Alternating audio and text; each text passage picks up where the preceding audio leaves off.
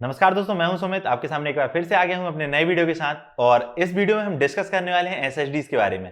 क्योंकि काफी सारे लोग मैंने देखा है कि जब भी एसएसडी खरीदने के बारे में सोचते हैं अपने, चाहे लैपटॉप के लिए, डेस्कटॉप के लिए, तो काफी सारे उनके मन में कंफ्यूजन होते हैं कि कैसे हमें एसएसडी सिलेक्ट करनी चाहिए, हमारे मदरबोर्ड में उस चीज का सपोर्ट है कि नहीं, हमें लैपटॉप में अपने एसएसडी कैसे लगाना है, या काफी सारे जो टाइप्स हैं उनमें से कौन सी हमारे लिए सही रहेगी। तो ये सारे डाउट्स जो होते हैं उनके मन में होते हैं, और जब भी वो खरीदने जाते हैं, चाहे वो ऑफलाइन खरीदें चाहे वो ऑनलाइन खरीदें, तो ये सारी चीजें उनके मन में आती हैं। और सही मायने में सबको ये चीज पता नहीं होता, टेक्निकल नॉलेज नहीं होता है कि कैसे हमें अपनी एसएसडी सिलेक्ट करना है। सो गाइस, ये वीडियो आप लास्ट तक देखते रहिए, ये सारी चीजें आपकी क्लियर हो जाएंगी। और यदि अभी तक आपने मेरे चैनल को सब्सक्राइब नहीं किया तो सब्सक्राइब कर लीजिए, साथ ही बेल आइकन को भी दबा दीजिए ताकि आने वाले वीडियोस के नोटिफिकेशन मिलते रहें। चलिए वीडियो शुरू करते हैं।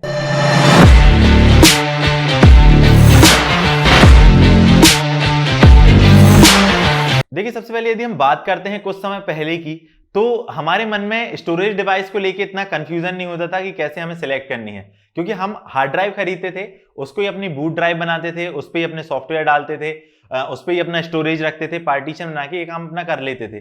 कोई मल्टीपल ऑप्शन नहीं थे हमारे पास, और हम ज्यादा जो एसएसडीज थी वो भी ज्यादा आदमी नहीं जानता था, और उसका इतना ज्यादा वो काफी महंगी होती थी तो इतनी ज्यादा बिकती भी नहीं थी। लेकिन यदि अब हम 2019-2020 की बात करें तो एसएसडी का प्रचलन बहुत ज्यादा बढ़ा है और लोगों ने बहुत ज्यादा यूज करना स्टार्ट किया है। अपने एटलीस्ट सिस्टम में वो ट्राई करते कि एक एसएसडी जरूर है। जब भी आप अपना सिस्टम खरीदने जाओ, पीसी बिल्ड करो, लैपटॉप खरीदने जाओ, तो ये जरूर देखो कि एटलीस्ट 1 एसएसडी उस पे होना चाहिए, जो अपनी आपकी बूट ड्राइव रहेगी, जिसमें आप अपने सॉफ्टवेयर, ऑपरेटिंग सिस्टम ये सब डालोगे। तो उसके कारण क्या होता है कि आपकी जो सिस्टम की परफॉर्मेंस है, जो भी आपने महंगे पार्ट्स खरीदे हैं, उसकी परफॉर्मेंस आपको काफी अच्छी देखने के लिए मिलेगी। क्योंकि देखिए, यदि आपने मान लीजिए बहुत अच्छा सिस्टम बिल्ड किया, आपने i7, Ryzen 7 या i9, Ryzen 9 इनका बिल्ड कर लिया, सारे कंपोनेंट अच्छे लगा लिए, ग्राफिक कार्ड अच्छे लगा लिए, लेकिन यदि आपने एक गलती कर ली कि आपने एसएसडी ना लेके हार्ड ड्राइव ले ली, तो उसके कारण क्या होगा कि आपकी हार्ड ड्राइव जो डेटा प्रोसेसिंग है, जो भी आपका बूट टाइम है, जो सॉफ्टवेयर लोडिंग टाइम है, उसको उतने अच्छे से नहीं दे पाएगी, उसको उतनी स्पीड से प्रोसेसिंग नहीं कर पाएगी। तो कहीं ना कहीं आपको अपने सिस्टम में लैग देखने को मिलेगा, और आपको उसकी जो परफॉर्मेंस है वो पूरी उसका यूटिलाइजेशन आप नहीं कर पाओगे। और आपके इतने अच्छे पीसी या लैपटॉप के होते हुए भी आपका सिर्फ एक चीज, जो हार्ड ड्राइव स्टोरेज डिवाइस है, वो बस बॉटलनेक करेगी। सबसे पहले हम बात करें एसएसडी होती क्या है। एसएसडी, जैसे कि उसमें नाम में है, सॉलिड स्टेट ड्राइव, क्योंकि इस पे कोई भी ऐसा मूविंग पार्ट नहीं होता जैसे कि हार्ड ड्राइव में होता है। एक ऑप्टिकल मैग्नेटिक ड्राइव होती है जो कंटिन्यू घूमती है, और उसमें ही हमारा डाटा स्टोर होता है। अब वो कंटिन्यू मूव होती है, घूमती रहती है, इसके कारण यही जो रीजन है जिसके कारण हमें उसकी इतनी स्पीड हमें मिल नहीं पाती। लेकिन यदि हम नई टेक्नोलॉजी की बात करें, जैसे 3D NAND वाली है, और जो ये सॉलिड स्टेट ड्राइव्स हैं, इनमें सेमीकंडक्टर्स का यूज होता है, और ये हमें कहीं अच्छी परफॉर्मेंस, कहीं अच्छी स्पीड हमें प्रोवाइड कर देती हैं। लेकिन ये जो हार्ड ड्राइव्स के कंपैरिजन में थोड़ी कॉस्टली होती हैं। तो हम बात करते हैं क्लासिफिकेशन के बारे में कि एसएसडीज कितने टाइप की होती हैं। तो वैसे तो सही मायने में बहुत टाइप की एसएसडीज होती हैं, U.2, SATA, NVMe, M.2, बहुत सारे फॉर्म फैक्टर में एसएसडी आती हैं। लेकिन यदि हम कंज्यूमर लेवल की बात करें, यदि आप पीसी यूजर हो और आपको बेसिकली अपने गेमिंग के लिए या आपकी प्रोडक्टिविटी के लिए या आपको बेसिक काम के लिए अपनी एसएसडी खरीदनी है, तो आपके पास चॉइस होती है। वो सिर्फ 2 टाइप की एसएसडीज की होती हैं। एक तो होती है SATA एसएसडी, दूसरी होती है NVMe एसएसडी। अब आपने काफी सारे वीडियोस देखे होंगे जिनमें बोला गया है कि 3 टाइप की एसएसडी होती हैं। काफी सारे लोगों को कंफ्यूजन होता है। लेकिन यदि हम बात करें तो एसएसडी सिर्फ 2 टाइप की होती हैं। एक तो होती है SATA एसएसडी, दूसरी होती है NVMe। अब हम पहले बात करते हैं SATA एसएसडी की। SATA एसएसडी होती क्या है? अब SATA एसएसडी 2 फॉर्म फैक्टर में आती है, जिनके कारण हमें कंफ्यूजन सबसे ज्यादा होता है, क्योंकि हम जो M.2 की SATA एसएसडी है उसको हम NVMe समझ के खरीद लेते हैं। तो यही जो कंफ्यूजन है हम इस वीडियो में दूर करेंगे। सबसे पहले हम बात करते हैं SATA एसएसडी की। तो SATA एसएसडी 2 फॉर्म फैक्टर में आती है। पहली है जो ये लैपटॉप के जो साइज की होती है, 2.5 इंच की जो हार्ड ड्राइव होती है, उसी के सेम साइज में ये एसएसडी आती है 2.5 इंच में।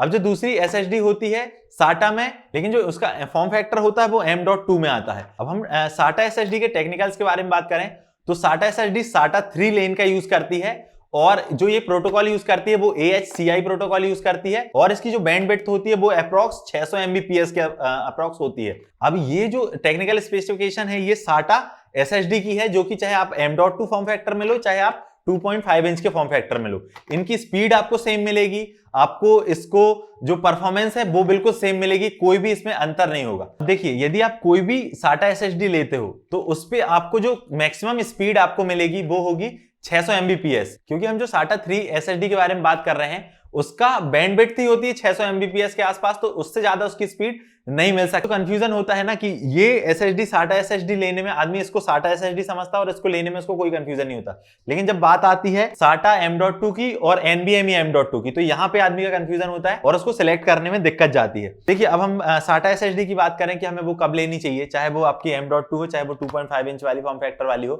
तो जब भी सबसे ज्यादा मैं रिकमेंड करता हूं, चाहे वो आपके डेस्कटॉप के लिए हो और यदि आपके पास पुराना लैपटॉप है, पुराना मदरबोर्ड है, उस कंडीशन में आपको रिकमेंड करूंगा कि जो 2.5 इंच वाली लैपटॉप के हार्ड ड्राइव के साइज की जो एसएसडी आती है वो हमें लेना चाहिए। क्योंकि क्या होता है कि इसके जो कनेक्शन होते हैं ये डायरेक्ट SATA पावर से, इसके लिए कोई M.2 पोर्ट होना कंपलसरी नहीं कि आपके मदरबोर्ड या लैपटॉप में M.2 पोर्ट होना जरूरी है।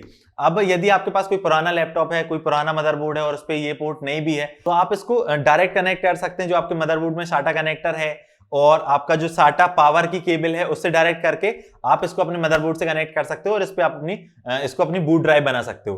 और जो ये M.2 वाली SSD है ये हमें कब लेनी चाहिए, यदि आपके पास कोई ऐसा लैपटॉप है जिसमें M.2 का पोर्ट है और उस पे हमें अपनी SATA SSD लगानी, ज्यादा कॉस्टली SSD नहीं लगानी, और यदि उस पे NVMe का सपोर्ट नहीं है, तो उस कंडीशन में हमें ये जो है M.2 वाली SSD खरीदनी चाहिए। क्योंकि उसके कारण हमें क्या होता है, जो DVD राइटर उसको नहीं निकालना पड़ता है और जो हार्ड ड्राइव है उसको रिमूव नहीं करना पड़ता, डायरेक्ट हम इसको प्लग करके, इसका साइज भी छोटा होता है और ये डायरेक्ट हम इसको उसके स्लॉट पे लगा के हम इसको यूज कर सकते हैं। लेकिन यदि अब आपके मदरबोर्ड में मान लीजिए स्लॉट है कि आपका M.2 का स्लॉट भी है, लेकिन आप उसमें चाह रहे हो कि आप ये वाली SSD लगा लो, तो मैं उतनी रिकमेंड नहीं करता। आप लगाने को तो लगा सकते हो, लेकिन क्या होता है कि जब भी आप ये वाली SSD लगाते हो तो जो SATA का एक पोर्ट है वो काम करना बंद कर देते हैं। जैसे मैं अपने मदरबोर्ड की बात करूं तो इस पे क्या है कि M.2 का पोर्ट तो है, NVMe का सपोर्ट भी है उस पे, लेकिन जब भी हम उसमें कोई SSD लगाते, चाहे वो हम SATA लगाएं चाहे NVMe लगाएं, तो जो हमारे दो SATA पोर्ट एलोकेटेड हैं आपकी SATA ड्राइव के लिए, वो आपके काम करना बंद कर देते हैं। कि यदि आपने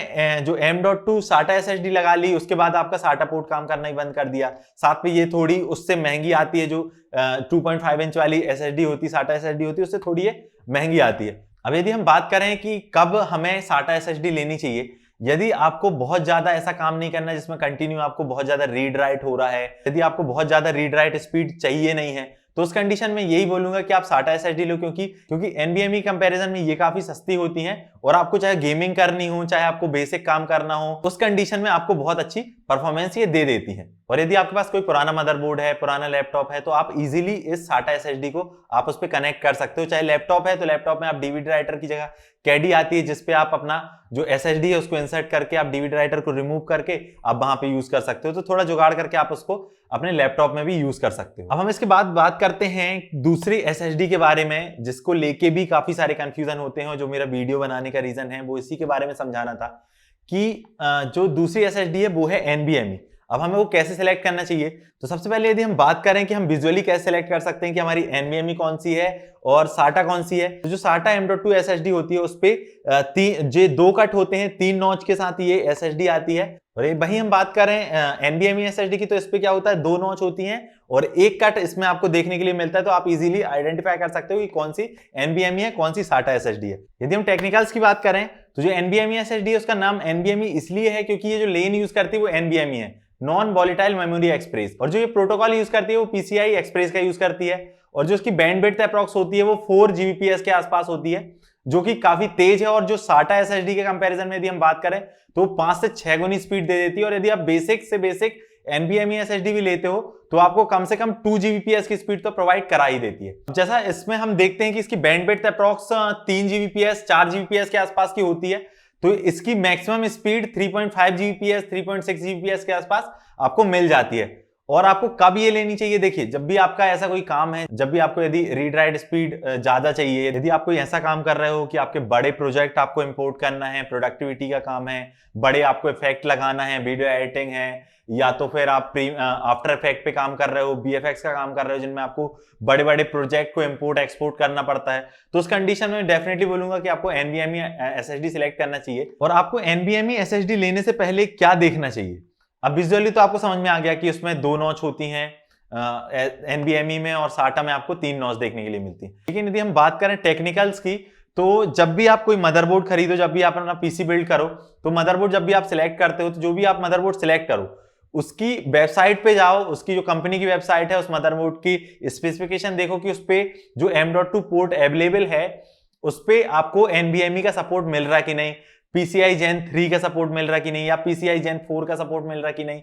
क्योंकि जितने नए मदरबोर्ड अब आ रहे हैं, जैसे कि B550 मदरबोर्ड हो गया, X570 मदरबोर्ड हो गया, उनमें आपको PCI Gen 3 का सपोर्ट या PCI Gen 4 का सपोर्ट भी मिलता है, जो कि आपको मैक्सिमम रीड राइट स्पीड आपको प्रोवाइड करा देती है। उसके बाद लैपटॉप में भी आपको आजकल M.2 के स्लॉट, NVMe के स्लॉट आपको देखने के लिए मिल रहे हैं, जिनमें आप इजीली अपनी NVMe SSDs को इंसर्ट करके आप यूज कर सकते हो। यदि हम बात करें आखिरी में कि हमें लेना कौन सी चाहिए, तो यदि आपके पास पुराना डेस्कटॉप है जिसमें सिर्फ SATA पोर्ट अवेलेबल है, और यदि आपको सस्ती SSD चाहिए, आपके पास पुराना लैपटॉप है जिसमें M.2 का पोर्ट नहीं है, तो उसके लिए मैं यही बोलूंगा कि आपको जो ये 2.5 इंच वाली SSD है इनको लेने का फायदा बनेगा, क्योंकि ये इजीली हर जगह इंसर्ट हो जाती हैं। डेस्कटॉप में भी आप डायरेक्ट SATA पोर्ट और जो SATA पावर के थ्रू आप इसको कनेक्ट कर सकते हो। यदि हम लैपटॉप की भी बात करें तो उसमें जो DVD ड्राइव होती है उसको भी आप निकाल के आप उसकी जगह कैडी का यूज होता है, जो कन्वर्टर आता है उस पर आप SSD इंसर्ट करके आप उसका यूज कर सकते हो, और उस पर भी यही वाली SSD सपोर्ट करती है। और जो SATA M.2 SSD है वो हमें कब लेना चाहिए,